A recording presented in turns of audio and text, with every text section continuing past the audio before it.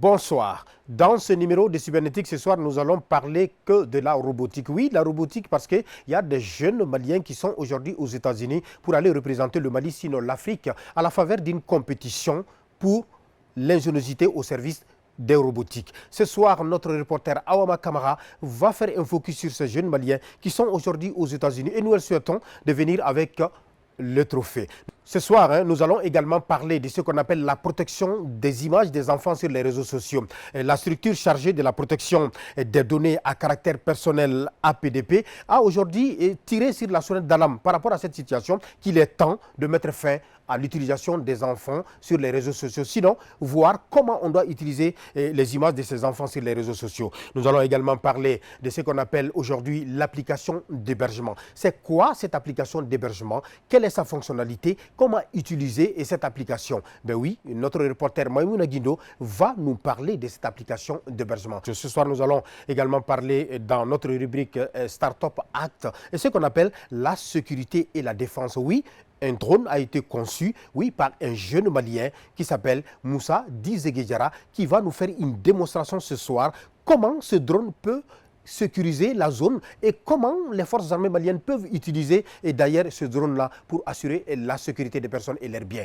Également parler ce soir du Salon des médias. Oui, Salon des médias, c'est une initiative des journalistes maliens qui vont nous parler effectivement du thème de ce salon. Cette année, ils ont quand même choisi un thème qui a trait avec la communication digitale. Il s'agit tout simplement, ça dit que la presse à l'ère du digital, enjeux et perspectives. Oui, le président de la commission d'organisation de ce salon, Issa Kabasidibé, sera avec nous sur ce plateau pour nous parler des enjeux, et les perspectives et même, oui, le contenu de ce salon. Cybernétique au cœur des innovations technologiques pour vous informer.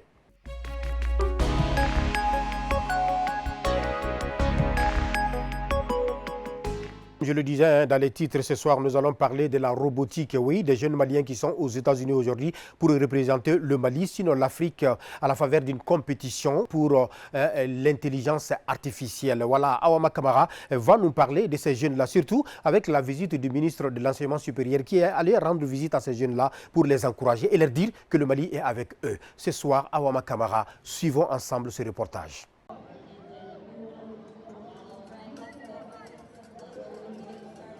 C'est l'une des compétitions les plus importantes dans le domaine de la robotique. VEX Texas, un rendez-vous mondial qui met en compétition des enfants afin de détecter des talents dans le domaine de la robotique. L'édition 2023 enregistre plus de 8500 équipes venues de 45 pays. Le Mali impressionne par ses représentants au nombre de 5, dont l'âge varie de 13 à 15 ans. Ces pensionnaires du Centre Robot Mali ont fait ce mardi leur 8e passage sur 10. À 48 heures de la fin de la compétition, le Mali fait figure de favori. Le Mali est rentré dans la compétition hier, le 1er mai, donc pour les catégories Middle School, c'est-à-dire les élèves du secondaire qui prendront part aux défis qui ont été donnés pour cette catégorie. Donc les défis se passent en deux modes. Donc il y a le mode manuel que les pays doivent faire maintenant une alliance pour pouvoir compétir ensemble. Le deuxième mode, c'est la partie autonome, donc ça c'est solo. Donc je suis quand même convaincu que le Mali a un bon niveau en termes de la robotique. Le Mali est en avance sur certains pays, non seulement asiatiques, européens et même dans le continent américain. L'équipe du Mali a fini avec la phase alliance et se prépare pour la partie autonome lors de son 9e et dernier passage. Détermination et sérénité sont de mise chez les génies maliens. Arrivons à tenir de cette compétition en remportant le plus de points possible et en améliorant chaque fois le robot. Il se passe actuellement bien. Cette compétition permet aux représentants maliens de s'ouvrir aux autres afin de rehausser l'image du Mali sur les 4 coins du monde. Oui, nous allons ce soir également parler de l'utilisation des images des enfants sur les réseaux sociaux. Oui, qui n'utilise pas aujourd'hui l'image de son enfant sur les réseaux sociaux? Alors, quels sont les dangers et quelles sont les conséquences? Oui, la structure chargée de la protection des données à caractère personnel APDP a tiré sur la sonnette d'alarme. Alors, Astansto est allé voir qu'est-ce qu'on doit faire, qu'est-ce qu'on ne doit pas faire, comment utiliser l'image de ses enfants. Alors là, est-ce qu'il y a des sanctions? Suivons ensemble.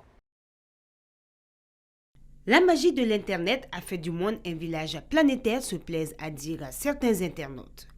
Une situation qui fait que le moindre partage est relayé partout, quelle que soit votre position géographique. Une magie qui peut avoir des revers, d'où le fait que l'autorité de protection des données à caractère personnel, APDP, tire la sonnette d'alarme quant à l'exposition des enfants sur les réseaux sociaux. Nous sommes partis du constat qu'il y a des contenus, notamment au niveau de TikTok, des contenus qui sont très violents, des contenus qui poussent les adolescents, les enfants à s'adonner à des pratiques pas trop orthodoxes. C'est pourquoi nous nous sommes dit qu'il y a grand temps d'aviser les parents par rapport à ces agissements-là, pour qu'ils surveillent les enfants. Moi, c'est de veiller à ce que ces dérives ne soient pas commises par les enfants. Vous voyez un peu. Donc les parents ont une obligation de surveillance, c'est une obligation générale de surveillance de leurs enfants. Donc notre préoccupation, c'est d'attirer l'attention des parents pour leur dire attention, faites en sorte que vos enfants soient courants sur les réseaux sociaux. Pour mieux situer la responsabilité des parents quant à la mise en ligne des contenus pouvant nuire à l'intégrité physique ou morale des enfants, l'APDP attire l'attention des internautes quant à leur usage du numérique. Ce n'est pas seulement les sanctions que nous sommes souvent amenés à infliger aux contrevenants, mais le problème, ça va au-delà de cela. Le premier problème au niveau des réseaux sociaux, c'est qu'au-delà de l'aspect contenu, il y a un travail comment on appelle ça, de vol d'informations, de collecte massive de données personnelles des internautes. Si vous prenez Facebook, Google, tous les autres géants du net, ils vivent essentiellement d'informations que nous laissons chaque fois que nous naviguons. Donc ces informations-là peuvent nous nuire dans l'avenir. Donc notre mission, c'est de dire d'abord, faites attention, chaque fois que vous partez sur ces réseaux sociaux, faites en sorte que vous minimisiez vos informations que vous laissez. Et sinon, au demeurant, vous évertiez à vous exposer, à vous donner un spectacle. Un beau jour, ça pourra vous nuire. Donc notre mission, c'est d'attirer l'attention des enfants et sur des parents des enfants pour leur dire, veillez sur vos enfants, veillez sur le comportement numérique de vos enfants pour qu'à l'avenir, ils ne regrettent pas ce qu'ils ont commis, qu'ils ont posé comme publication, comme commentaire sur les réseaux sociaux. Bien que l'APDP ne soit pas encore dans la logique de sanction, elle veut cependant que les utilisateurs des outils du net soient conscients de leur acte numérique. Cela en vue de prévenir toutes les dérives, d'autant plus que les réseaux sociaux gardent toujours les actes qui y sont postés. Ben oui, très bien. Nous allons parler ce soir de ce qu'on appelle l'application d'hébergement. Oui, Joker Compagnie a lancé cette application. Oui, c'est une application d'hébergement. Et cette application vous permet tout simplement de pouvoir avoir des informations à temps réel, mais également pour pouvoir sécuriser vos données. Alors, notre reporter Maïmouna Guindo va nous parler de la fonctionnalité de cette application. Suivons ensemble. Développer, déployer et faire évoluer vos sites web plus rapidement, plus facilement et à moindre coût, c'est possible grâce à Joker Company. Joker Hosting est une start-up évoluant dans le domaine de l'hébergement des applications mobiles. Sa mission est de permettre à chaque entreprise, quelle que soit la taille, d'obtenir son propre nom de domaine, son site web professionnel, des adresses mail professionnelles. Bref, un système d'information dont elle a besoin avec la sécurité qui va avec. Nous cherchons en fait à vulgariser, c'est-à-dire donner l'accès à tout le monde. Parce que peut-être qu'il y a des génies dans des écoles qui font de l'informatique, mais ils n'ont pas la chance de montrer leur talent, de pouvoir développer leur site, de mettre leurs idées en valeur. Nous, on donne l'accès à tout le monde, que chacun fasse ce qu'il semble bon pour développer son potentiel. Joker, comme son nom l'indique, est un élément qui est capable de tout renverser dans un jeu. Il brise la logique du jeu tout en participant comme élément actif. Et Joker Hosting se dit être le joker de la solution informatique. Nous sommes les jokers des entreprises, c'est-à-dire s'ils ont des problématiques informatiques, ils ont des applications qu'ils n'arrivent pas à développer, nous, on vient pour vraiment leur porter secours rapidement pour trouver une solution.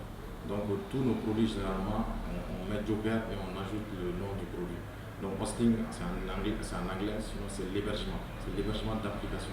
Dans un contexte où tout s'accélère, il faut savoir exiger le meilleur pour réussir.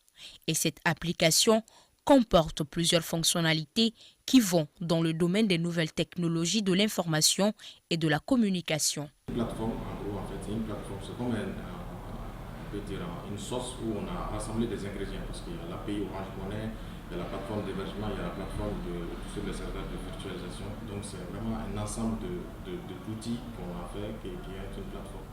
Donc les fonctionnalités, le but principal, c'est d'héberger les applications. C'est-à-dire les applications web, que ce soit les applications PHP, HTML, CSS. Ensuite, les applications Java et Node.js. Ça, rares sont les plateformes qui font ce type d'hébergement. Donc nous, on englobe l'ensemble de ces types d'hébergement. On héberge également des adresses mail pro pour les entreprises. Donc en plus de ça aussi, on fait des offres sur mesure. Si l'entreprise ne trouve pas son offre sur notre plateforme, donc nous, on leur propose une offre sur mesure. Donc un hébergement sur mesure. Les prestataires de services, les demandeurs de services peuvent rejoindre le site comme suite.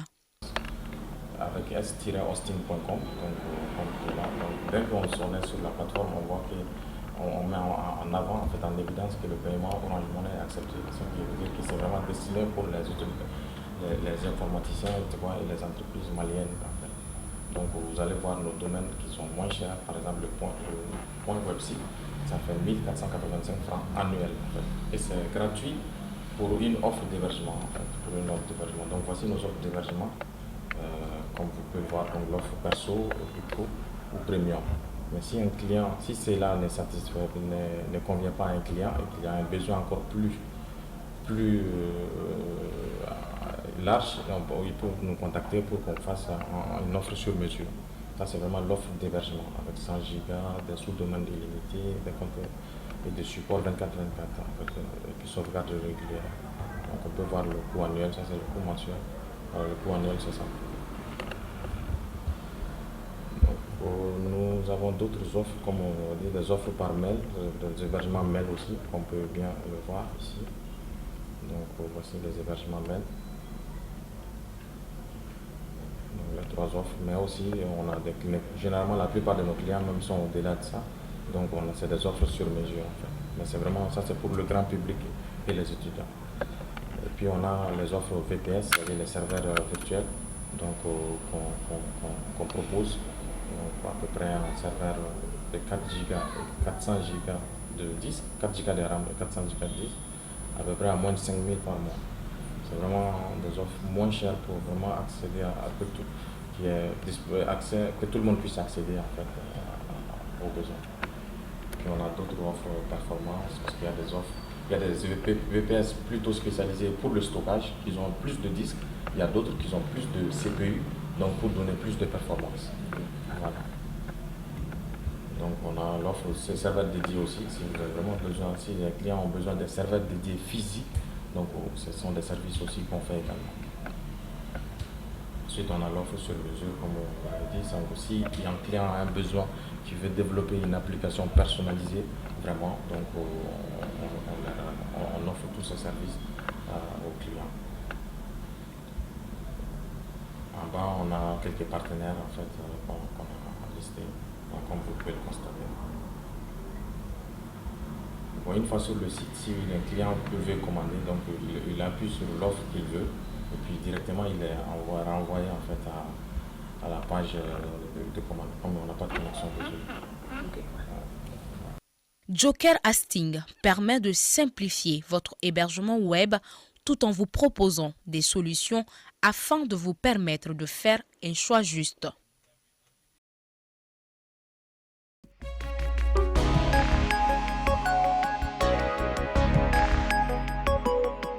Place à notre rubrique Startup Act. Ce soir, nous sommes avec Moussa Dizegejara, comme vous le connaissez. C'est quelqu'un qui a toujours voulu créer quelque chose dans le domaine du drone surtout. Et comment? Ce soir, nous allons parler de ce qu'il a créé et ce qu'il a conçu, qu'on appelle tout simplement le drone pour la surveillance et la sécurité. Alors, cette surveillance, comment ça se passe et pourquoi aujourd'hui un drone dans ce sens-là? Est-ce qu'il s'agit tout simplement d'appuyer les forces armées maliennes? Notre reporter, Marcel Tessougué, est allé voir Moussa Dizegejara qui va nous faire une démonstration. Suivons ensemble.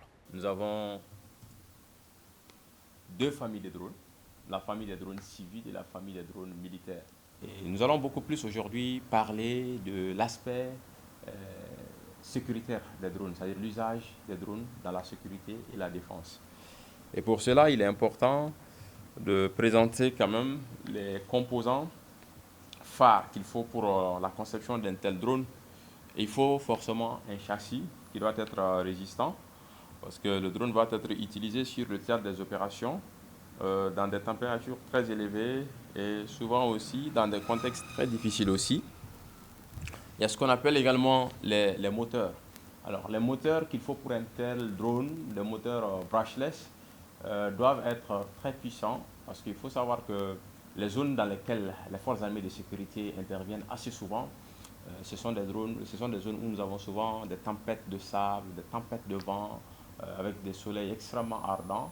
Donc le drone à une certaine altitude doit pouvoir être en équilibre et donner des images bien nettes qui puissent aider les forces armées de sécurité dans leurs différentes opérations. Il y a aussi ce qu'on appelle les ESC. C'est un composant électronique qui vise à réguler la vitesse du drone et aussi à stabiliser aussi les différents mouvements du drone. Nous avons la carte de contrôle. Alors la carte de contrôle, comme on peut le voir ici, c'est cette carte noire là ici. C'est une carte sur laquelle on embarque l'intelligence artificielle qui est développée et qui a pour objectif de prendre le contrôle et le monopole de l'ensemble des opérations et des actions qui vont être menées par le drone. Donc cette carte-là, on l'appelle carte de contrôle parce que l'ensemble des autres capteurs intelligents qui recueillent les informations, l'ensemble des régulateurs, l'ensemble des moteurs également sont tous liés à cette carte-là. Et c'est cette carte-là maintenant qui, en fonction du programme d'intelligence artificielle qui est installé sur elle, prend les décisions idoines qu'il faut et exécute les différentes consignes qui lui sont données à travers les signaux envoyés, soit via une radiocommande RC, soit via un smartphone ou à travers directement des données satellitaires. Nous avons la batterie. La batterie du drone, pour notre cas, ce sont des batteries LiPo. Pourquoi on les appelle des batteries LiPo? Parce qu'à l'intérieur, il y a 4 cellules et chaque cellule est un mélange au fait de lithium et de polymère qui interagissent pour pouvoir produire maintenant l'énergie électrique qui permet non seulement de faire fonctionner les différents moteurs, les différents composants internes du drone, y compris la carte de contrôle. Alors ici, nous avons ce qu'on appelle les capteurs intelligents. Au nom de ces capteurs intelligents, nous avons d'abord le GPS, Global Positioning System, qui permet de pouvoir situer le drone au cours de ses opérations pour savoir exactement les coordonnées, avoir les coordonnées GPS de là où le drone est en train d'effectuer une mission, et également par ricochet d'avoir des coordonnées GPS précises par rapport aux différents points du rayon d'action qui est couvert par le drone au cours maintenant de son mouvement. Et ensuite, nous avons l'altimètre qui permet de pouvoir se faire une idée de l'altitude à laquelle se trouve le drone au cours de ses opérations. Nous avons également ce qu'on appelle le capteur ultrasonique qui permet au drone de pouvoir détecter les obstacles à distance et de pouvoir transmettre cette information à la carte de contrôle afin de l'aider à pouvoir dévier ces obstacles-là et éviter au maximum tout ce qui peut être incident ou crash du drone même. Et ensuite, nous avons le détecteur de lumière et d'obscurité, nous avons le gyroscope, nous avons les différentes caméras aussi. Ça peut être des caméras diurnes, des caméras nocturnes ou des caméras thermiques, selon les missions spécifiques pour lesquelles le drone va être utilisé, pour ces missions de défense ou de sécurité également. Et là, c'est une partie au fait de l'état du drone qui apparaît directement sur l'écran du télépilote. C'est pour qu'en cas d'anomalie, le drone, une fois qu'il est en train d'être utilisé, étant en opération en cas d'anomalie, pour que déjà l'opérateur drone, qu'on appelle aussi le télépilote ou le droniste, puisse savoir qu'il y a des problèmes et prendre la décision s'il faut faire atterrir le drone et régler, ou si le drone peut continuer à effectuer ces missions-là sans incident. Voilà. Donc ici, c'est un peu le système de fonctionnement interne d'un drone. C'est un modèle quadricoptère, c'est-à-dire qui est doté de 4 moteurs, donc 4 hélices. Alors, vous voyez ici que l'ensemble des 4 moteurs qui sont ici sont reliés par des fils de couleur jaunâtre qu'on peut apercevoir ici. Ils sont directement reliés à la carte de contrôle sur laquelle se trouve embarquée l'intelligence artificielle. Et ensuite, on voit également qu'il y a d'autres fils noirs et rouges qui sont également perceptibles ici, qui sont directement reliés à la batterie. Donc, qui ont pour objectif maintenant de pouvoir alimenter les différents composants internes du drone, donc par rapport au courant. Et on voit également que la carte de contrôle est reliée à ce qu'on appelle ici un récepteur. Et c'est ce récepteur qui est là. Parce qu'à la base, lorsqu'on envoie des signaux avec une radiocommande, ce sont des signaux analogiques. Mais lorsqu'ils arrivent au niveau du récepteur, c'est ce récepteur-là qui fait une conversion de ces signaux analogiques en signaux numériques maintenant, pour qu'ils puissent être interprétés et traités par la carte de contrôle. Et donc voilà, en grosso modo, ce qu'on peut dire par rapport au drone sécuritaire. Maintenant, le drone sécuritaire par rapport à son utilité. Il peut être utilisé d'abord pour les missions de reconnaissance. Ça peut être reconnaissance du terrain, ça peut être des reconnaissances d'engins, ça peut être des reconnaissances de groupes de personnes également. Ça peut aussi être utilisé pour, par exemple, détecter les engins explosifs improvisés, les EEI, qu'on appelle souvent les mines, sur lesquelles souvent les véhicules sautent. Ça peut aussi aider les forces armées de sécurité à pouvoir détecter des nappes phréatiques ou des nappes aquifères. Souvent, ils peuvent se retrouver dans des zones où l'eau est une denrée rarissime et pour des besoins de forage ou de puits à grand diamètre pendant leur séjour, pour pouvoir trouver des points positifs avec une idée précise, avec les profondeurs minimales et maximales. Donc, le drone peut aussi les aider en envoyant directement des informations sur l'écran. Au cours de leurs opérations également, grâce à une connexion satellitaire avec le drone et aussi une connexion avec le téléphone, ils ont la possibilité de pouvoir intercepter dans un rayon maximum de 50 km également tout ce qu'il y a comme communication, que ce soit des communications satellitaires ou que ce soit des communications qui utilisent des réseaux GSM également. Ils ont aussi la possibilité de pouvoir, au cours de leurs opérations, toujours en utilisant le drone, détecter tout ce qu'il peut avoir comme charnier. Souvent, on voit que sur le terrain des opérations, il peut y avoir des charniers. Et donc, avec des détections de sources de chaleur, donc le drone peut les aider à faire tout cela, mais toujours en utilisant le téléphone. Et on sait que dans ces zones où ils opèrent assez souvent, il y a un problème de réseau de téléphonie mobile.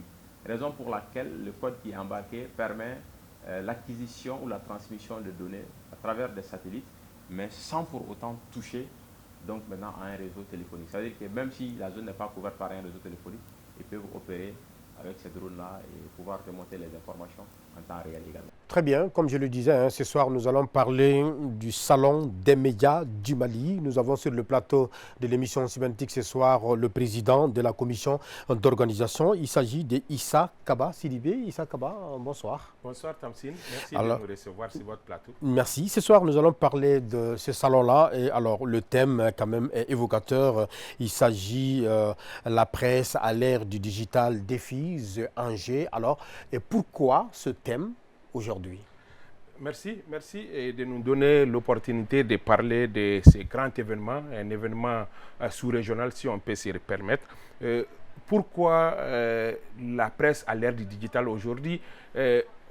Parmi les nombreux domaines de la vie, il y a les médias qui sont aujourd'hui font face à un grand mouvement au niveau du digital. Nous ne sommes pas épargnés comme le reste des domaines. Donc aujourd'hui, les défis auxquels la presse est confrontée, le digital en fait partie. C'est pourquoi nous avons choisi, comme le salon c'est un espace d'échange et de rencontres, il faut vraiment mettre au cœur des échanges ce qui peut vraiment nous apporter quelque chose. C'est pourquoi nous avons choisi de parler du digital. C'est le thème principal du salon. À côté de cela, il y a d'autres thèmes. Mais aujourd'hui, les défis sont que le monde des médias est émergé par le digital et il faut en parler, tirer les leçons et tirer les avantages, puisqu'il n'y a pas que les avantages, il y a aussi les inconvénients et prévenir contre les inconvénients.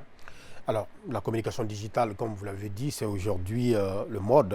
Tout le monde est unanime qu'on ne peut plus s'en passer, notamment à travers l'utilisation des réseaux sociaux, les vidéomans. Alors, quel est le contenu, qu'est-ce qui va être le contenu du panéliste qui va s'occuper de ce thème-là? Est-ce que vous pouvez nous dévoiler un peu le contenu du salon? Le salon va se dérouler autour de plusieurs thèmes, mais le thème principal qui est la presse à l'ère digitale sera débattu par le président de la Maison de la Presse, Bandjougou Dante. Ce thème sera débattu lors de la deuxième journée du Salon des médias, la deuxième journée qui est parrainée par la Maison de la Presse, c'est-à-dire que cette journée, on ne parle que de tout ce qui concerne la presse. Mais la première journée est institutionnelle. Elle est institutionnelle, elle sera réservée aux départements qui eux aussi font face à cette même situation. Donc, le ministre de l'administration territoriale est notre premier invité et le parrain de la première journée est le ministère de la Communication. Le ministre de l'administration territoriale va parler du rôle de la presse dans l'organisation des élections. Mais la deuxième journée sera consacrée non seulement aux questions qui assaillent la presse, mais aussi on va parler du digital. Aujourd'hui, je l'ai tantôt dit, nous sommes submergés par le digital. D'aucuns se demandent est-ce que la presse écrite ne va pas disparaître? Qu'est-ce que les radios vont devenir? Donc, c'est des questions qu'il faut évoquer, c'est des questions qu'il faut débattre. Parce que d'aucuns ont trouvé la solution. Aujourd'hui, il y a des radios qui ont transféré sur les Facebook, il y a des radios qui tirent leurs épingles du jeu, mais des radios aussi qui restent à la traîne. Donc, on veut vraiment que chacun de nous tire le meilleur du digital, que ce soit les télés. Pratiquement, les télés aussi ont pratiquement transféré, les émissions sont transférées sur les réseaux sociaux. C'est l'avantage du digital. Maintenant, est-ce que à côté de cela, il y a cette question de cybercriminalité? C'est pourquoi, en deuxième journée, nous avons invité le procureur chargé des questions de cybercriminalité. Quelle est la limite entre la presse classique et la presse digitale et quand est-ce qu'on rentre dans la cybercriminalité? C'est pourquoi nous avons voulu associer le ministre et le procureur en charge de ces questions, procureur Touré, qui va venir discuter avec les journalistes, montrer les limites. Donc c'est pour te dire qu'en réalité, tout ce qui est digital sera évoqué dans plusieurs panels lors du Salon des médias. Oui, si je comprends bien, vous allez poser la problématique. Est-ce que si les réseaux sociaux constituent une menace ou une complémentarité pour la presse? Évidemment, évidemment, bien évidemment. Nous allons aussi appeler d'autres experts. Nous allons aussi inviter la haute autorité de la communication qui viendra dire quelles sont les perspectives pour légiférer ou trouver un canal pour tout ce qui est vidéoman, vlogueur et autres. Parce qu'aujourd'hui, on se pose la question, dans quel canal ces gens-là sont-ils des journalistes? Ne le sont-ils pas? Alors, c'est des questions qui vont être débattues lors du Salon des médias. C'est pourquoi le thème principal tourne autour du digital. Alors, est-ce qu'il y aura des recommandations à l'issue de ce salon-là? Il y aura des recommandations, et s'il y a des recommandations, alors et ces recommandations vont servir à quoi? Est-ce que ces recommandations seront mises à la disposition de l'État pour que ça puisse être un levier du développement du domaine digital, ou vous allez soumettre ces recommandations-là à la Maison de la Presse comme outil de travail? Merci pour cette question très importante. C'est la principale innovation de ce salon. Nous avons demandé à la Maison de la Presse, qui est le partenaire principal, de donner des rapporteurs. C'est la Maison de la Presse qui va choisir ses rapporteurs. À chaque panel, c'est les rapporteurs de la Maison de la Presse qui vont faire les rapports. Après le salon, on va faire la synthèse des rapports et qui seront mis à la disposition non seulement de la présidence de la République, qui est le parrain de l'événement, ensuite au ministère, à la primature, et nous allons donner les rapports dans tous les départements et toutes les structures qui sont concernées par l'information et le digital.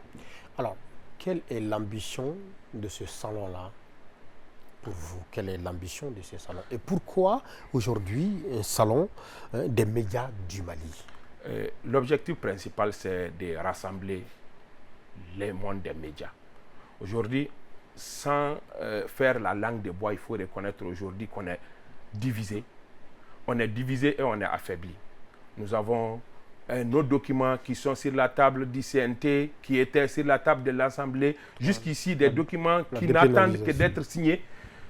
c'est parce qu'on est divisé. Nous, on s'est dit qu'il faut trouver un espace d'échange, un espace de dialogue, mais aussi un espace de proposition de solutions autour des questions qui nous assaillent. Ça, c'est l'objectif principal. L'autre objectif, nous l'avons dit, dans les salons, il y a l'exposition des organes des médias. Aujourd'hui, rares sont les gens qui savent comment nous travaillons, dans quelles difficultés nous travaillons, et les gens nous critiquent, mais ne savent pas comment nous travaillons, dans quelles difficultés nous travaillons au Mali. C'est l'occasion de permettre à nos téléspectateurs, à nos auditeurs, à nos lecteurs de venir découvrir. Il y a aussi la formation. On a le volet formation où on a créé l'école du salon, où des jeunes de la radio et du digital vont être formés par des partenaires en 3 jours. Une formation qui sera une formation continue. Donc, en plus des échanges, en plus des pistes de solutions, nous allons aussi mettre à la disposition des jeunes journalistes la chance d'être formés par des experts que nous espérons va rehausser le niveau de notre métier. Alors, merci beaucoup, M. Issa Kaba Sidibé, d'avoir accepté d'être sur le plateau de l'émission Cybernétique. On souhaite bon vent. Alors, c'est quand le salon? C'est du 7 au 10 juin 2023. Et nous invitons pratiquement tous les téléspectateurs, tous les lecteurs, tous les auditeurs. Et l'ORTM sera au cœur de l'événement avec plusieurs émissions en direct. Nous remercions la direction de l'ORTM qui fait partie des plus grands partenaires du Salon des médias et la Maison de la Presse et tous les départements qui nous accompagnent, principalement à la présidence de la République. Merci beaucoup. C'était là. Il était notre invité. Il s'agit d'Issa Kaba Sidibé.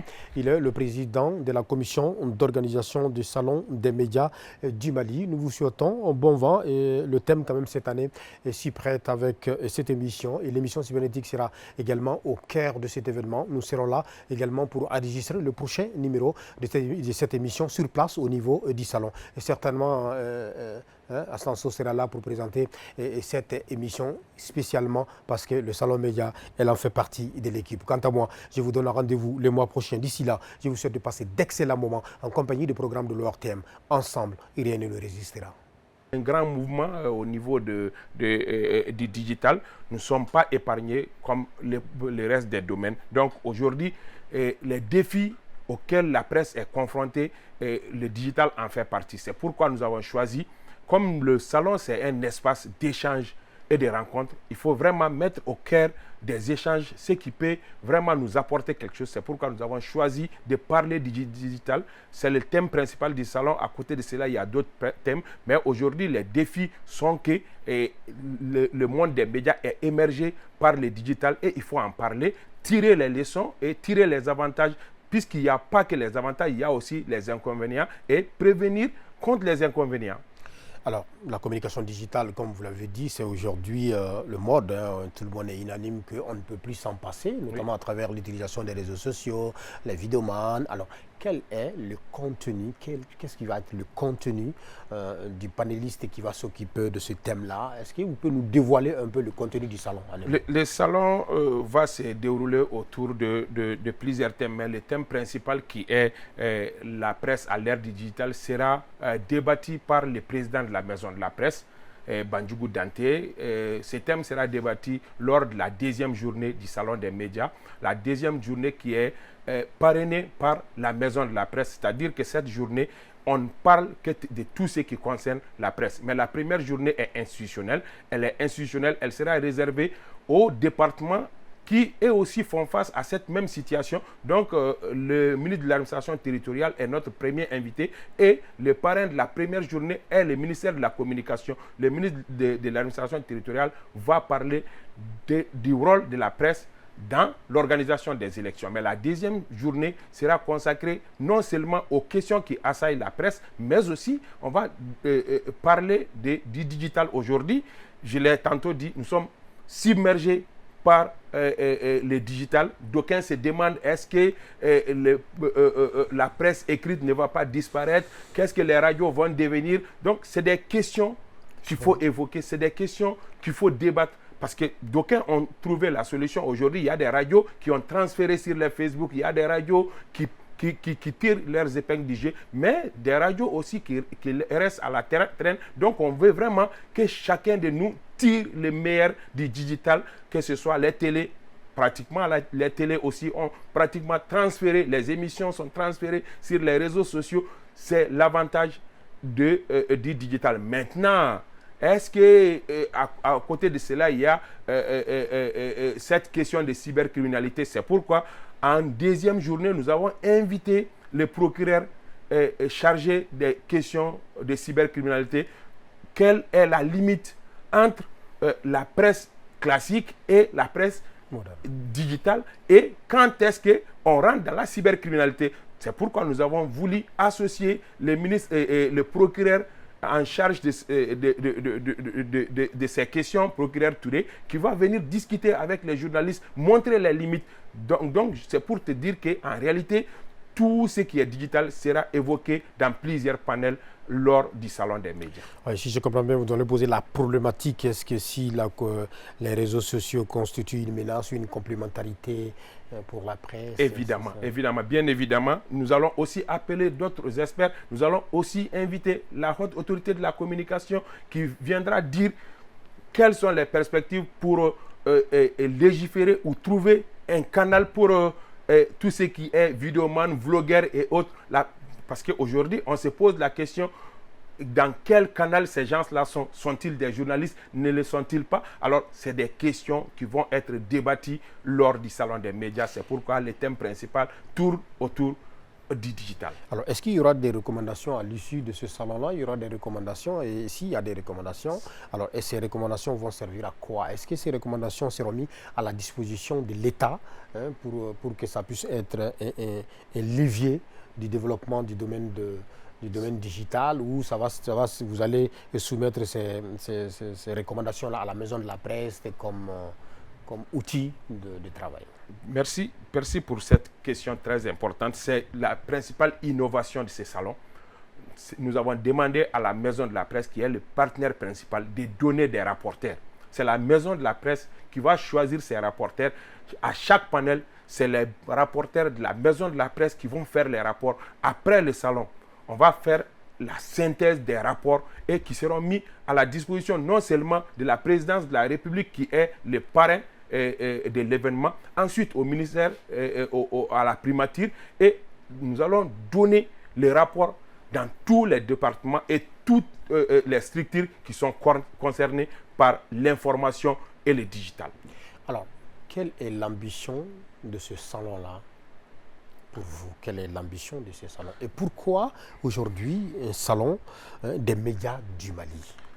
L'objectif principal, c'est de rassembler les mondes des médias. Aujourd'hui, sans faire la langue de bois, il faut reconnaître aujourd'hui qu'on est divisé. On est divisé et on est affaibli. Nous avons nos documents qui sont sur la table du CNT, qui étaient sur la table de l'Assemblée. Jusqu'ici, des documents qui n'attendent que d'être signés. C'est parce qu'on est divisé. Nous, on s'est dit qu'il faut trouver un espace d'échange, un espace de dialogue, mais aussi un espace de proposition de solutions autour des questions qui nous assaillent. Ça, c'est l'objectif principal. L'autre objectif, nous l'avons dit, dans les salons, il y a l'exposition des organes des médias. Aujourd'hui, rares sont les gens qui savent comment nous travaillons, dans quelles difficultés nous travaillons, et les gens nous critiquent, mais ne savent pas comment nous travaillons, dans quelles difficultés nous travaillons au Mali. C'est l'occasion de permettre à nos téléspectateurs, à nos auditeurs, à nos lecteurs de venir découvrir. Il y a aussi la formation. On a le volet formation où on a créé l'école du salon, où des jeunes de la radio et du digital vont être formés par des partenaires en 3 jours. Une formation qui sera une formation continue. Donc, en plus des échanges, en plus des pistes de solutions, nous allons aussi mettre à la disposition des jeunes journalistes la chance d'être formés par des experts que nous espérons va rehausser le niveau de notre métier. Alors, merci beaucoup, M. Issa Kaba Sidibé, d'avoir accepté d'être sur le plateau de l'émission Cybernétique. On souhaite bon vent. Alors, c'est quand le salon? C'est du 7 au 10 juin 2023. nous invitons pratiquement tous les téléspectateurs, tous les lecteurs, tous les auditeurs, et l'ORTM sera au cœur de l'événement avec plusieurs émissions en direct. Nous remercions la direction de l'ORTM qui fait partie des plus grands partenaires du Salon des médias et la Maison de la Presse et tous les départements qui nous accompagnent, principalement à la présidence de la République. Merci beaucoup. C'était là. Il était notre invité. Il s'agit Issa Kaba Sidibé. Il est le président de la commission d'organisation du Salon des médias du Mali. Nous vous souhaitons un bon vent et le thème quand même cette année s'y prête avec cette émission. Et l'émission cybernétique sera également au cœur de cet événement. Nous serons là également pour enregistrer le prochain numéro de cette émission sur place au niveau du salon. Quant à moi, je vous donne rendez-vous le mois prochain. D'ici là, je vous souhaite de passer d'excellents moments en compagnie des programmes de l'ORTM. Ensemble, rien ne le résistera.